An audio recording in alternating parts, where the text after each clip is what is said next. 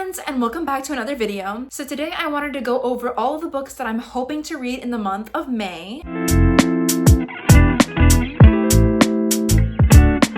So I'm going to be traveling at the beginning of May and the end of April, so we'll see how many of these books I actually end up getting to, but I'm hoping to read at least some of these books in the month of May. Now, I'm filming this early, so there is no repeats from my April TBR, but just be noted that I might end up finishing some books from that before I end up picking some books from this, in case you see the differences or discrepancies in the wrap-ups. Alright, so the first book that I have on my TBR is going to be a buddy read with Isabel, and it is The Nightingale by Kristin Hannah. This is a historical fiction set in World War II era France, and it's a story of two sisters kind of going through the war together, Vianne and Isabel, and they are kind of dealing with the horrors of Nazi occupation in France. So Vianne's husband is at war and she has to protect her daughter at all costs, and she's trying to keep a normal life for the sake of her daughter in their village. Meanwhile, Isabel is in the rebellion, in the thick of things, trying to join the resistance, and she's risking her own life to try to take on the Nazis. We get their two very different perspectives, and we see their sisterhood bond. So we kind of see how they are both taking on the challenge of dealing with the war and what life in France was like during wartime in World War II. So we are getting that, and we're kind of getting an image of what life was like for these women and people who are resisting this. Even though it was a place that was occupied by the Nazis, they are still trying to resist this. So I think it'll be a very emotional and powerful book to read, and I can't wait to get into this one. I've previously read Firefly Lane and The Four Winds by Kristin Hannah, so I'm excited to read some more books by her. Alright, the next book is on a little bit more of a lighthearted note, and it is Funny Story by Emily Henry. This is one of the 25 books that I want to read in 2025, so it would be great to get to read this in the month of May. And this is a romance story, and it's about Daphne and Peter, who are engaged, and Daphne's always loved the way that her fiance's ever been able to tell a story of their life, and it was a really good story. He was really good at telling this until he starts to realize that he was actually in love with his childhood best friend. So yikes, not in love with her. So Daphne decides she's going to start a new story. She's going to live as a children's librarian, but she doesn't really earn that much money doing this, so she's going to live with a roommate, and I think the romance is going to be between her and her new roommate. So I think it's going to be a chaotic and fun romance, hopefully. I know that they're going to be a little bit more of enemies to lovers because they kind of avoid each other and they are just slowly becoming friends, so it's also a little bit of a slow burn. I think it'll be a really fun summer romance to read. Since May is getting to the end of the spring months and we're starting to head into summer, I think it'll be the perfect kind of book to pick up, and I'm excited to dive into this one. I haven't read anything by Emily Henry yet, but I'd love to try it out and see how I feel about it. The next book that I have on my TBR is The Fiancé Farce by Alexandria Bellefleur, and this one sounds like it's gonna be a really fun romance, and it's like a rom-com style, and it's a sapphic romance too, so it's women love women in this one, and it's about this quiet bookseller who falls in love with this romance novel cover model. So it sounds super cute, and I think it's going to be an interesting one to read. I love that we kind of get these two different perspectives. We really see that there's this step family who's kind of getting involved in Tansy's life, who is, I believe, the bookseller, and they are just trying